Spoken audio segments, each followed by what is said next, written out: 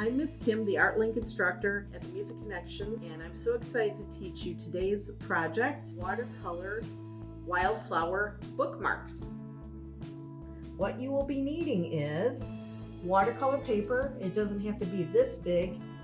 We're working with an 8x8 sized watercolor paper, a hole punch, some ribbon. I happen to have yellow. You just want kind of a thin ribbon. It can be whatever color you want. I happen to have a yellow. A fine tip marker, black marker, washi tape. You can get this at Michael's, or if you don't have this, painter's tape will work. Okay, and then I have a squirt bottle of water. I have a peanut butter container I cleaned, and I put my water in for watercolor. But if you have any kind of plastic container that you can use to put water to clean your brushes, is fine. 4 brushes here. 3 are flat and square, like that, of various heights. So you can see, and then I have a pointy tipped one. A paper towel to clean your brushes, and then I have watercolors like this. You can use whatever watercolors you have at home. The reason I have a glass plate here is because I'm going to wet it with my water here, like this. And I just squirt it on, make it wet. And then I'm going to take my watercolor paper that I had cut. I just tore it out of my watercolor pad, and then I measured 8x8. If you don't have this, it's okay, then just use scissors. Draw your line of 8x8. So the point of this is you want to wet this and put it down, and put your hands on it like this and push it down. The point is so it doesn't buckle your watercolor when you go to make your bookmarks. Because when it's got the wet side on the other side, it works to keep it from buckling. Now I'm just wetting the top part and just spreading it with my fingers, the water on top, so it's all wet.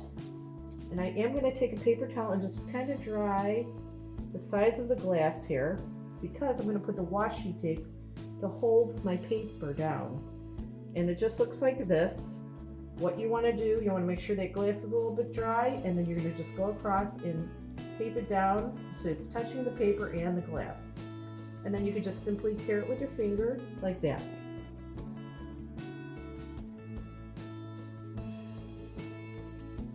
So I'm just pushing this down all the way around, and my paper is wet. You can maybe see a shine to it. So now we're going to start, and it's just simply, I'm going to take a brush. I'm going to go with a bigger brush like this. And what I'm going to do is put water, wet it, and then put a little, dab it on my paper towel just a little bit to get it a little, so it's not sopping wet. I'm going to kind of do these patterns, but not exactly. I'm just going to put some random colors. I suggest a variety. So I'm going to start with the yellow, and then I'm just going to put, blobs of color that almost look like a flower. And it's very forgiving, this project, so don't worry. And they could be bigger flowers than what I have here even. These might be a little bigger, and that's okay. You're just kind of randomly putting it, like these are wildflowers in a meadow. Took a little of the yellow away. Now I'm going to go into another color. I think I'm going to go with like this pink purple.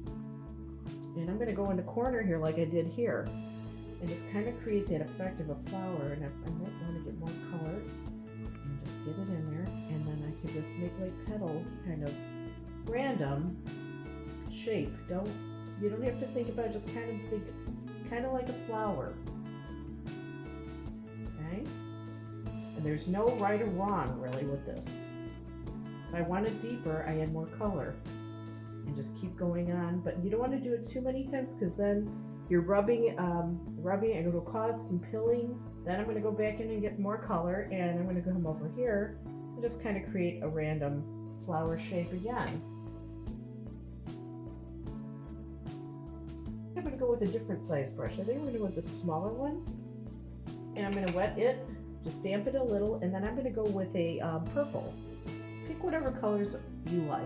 Do like a light yellow, a medium color, and a darker color to make it more interesting.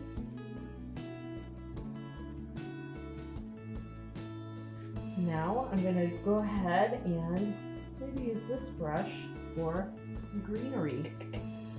So I'm going to go in and find this light green, and this is going to be kind of my my grass, and I'm just going to randomly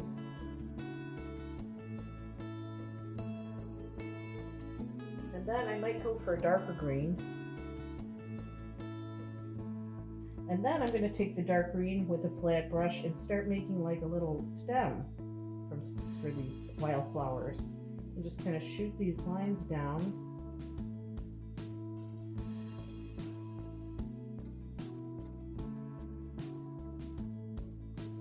All right, now I'm going to maybe take this bigger one too, and I'm going to get a more straighter line, maybe with the darker green for the stems now.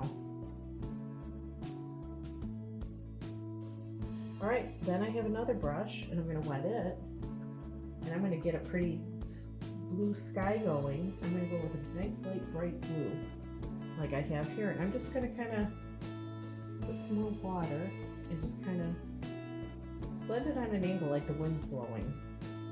I think on the angle it makes it look like it's like a windy, just a little light breezy kind of sunny blue skied kind of day in the background of the flowers.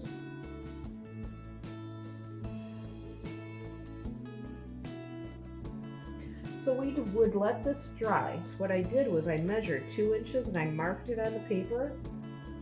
2 inches, marked it, 2 inches, marked it, and 2 inches to create 4 even bookmarks. And then I took my scissors and cut, cut, cut to create that. Once this is dry, that's what you would do. And you can use your pull punch and just punch. All right, so we've cut these, we've measured these, we cut these, and we put our hole punches in. You can take your ribbon, cut it to a couple inches long. You can just measure, I would say about 3 inches, and you can just use your scissors and you cut. And once you cut it, you're going to feed it through the hole, one side, and you'll tie it in a knot. So you have this, and then you'll do another knot so it's nice and secure. Then you'll draw in shapes like this and swirls to suggest the petals of the flower. Some growth in the center, you'll create that, and you're making the petals of the flowers like I have here. Just shape it like flowers, and then you can go down and color down the line of the stem. Just keep doing that with each flower with the fine tip marker.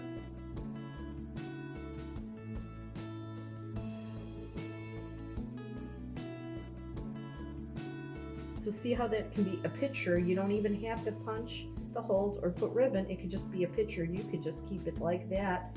You could frame it, or you can cut them and do like I have here. It's separate them and make bookmarks and give them as gifts. You can even do this for like holidays.